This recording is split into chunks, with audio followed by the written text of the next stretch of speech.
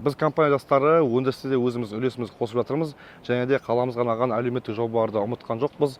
Біздің 14 қызметкеріміз бүгін марапатталды. Қаламызға, өзіміздің сүйікті туған қаламызға, Жаңаөзенге арналған бір осы жастардың қолынан, осы компания жастарының қолынан шыққан бір қаламыздың тұрғындарына арналған бір мини-парк жобасы жасадық. Былай айтқанда, қала тұрғындарына арналған бір демалыс аймағын.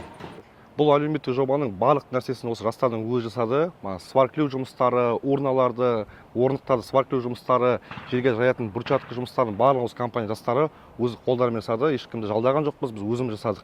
Бұл жерде қала тұрғындарына арналған отыратын орын бар, бір әдемі сурет кететін геолокация бар, қоқыс жәшіктері бар, жарықтандырылған, қаланың ішінде, жолдың бойында, алдында кішкентай ауласы бар, осындай бір алаңшасы бар, демалатын орын.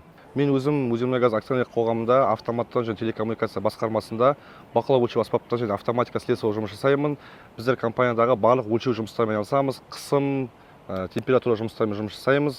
Және өзімнің алдыңғы жылғы жобам болды. Сол жоба қазіргі уақытта өндіріске енгізілді. Бұл жерде біздерде мұнай қыздыру пештеріне арналған көп функциялы әмбебап қосқыш жасап шығарған болатынмын. Сол менің өзімнің жеке жобам және манағы әлеуметтік жоба ол бүкіл жас мамандардың бірігіп қалаға жасаған жобасы.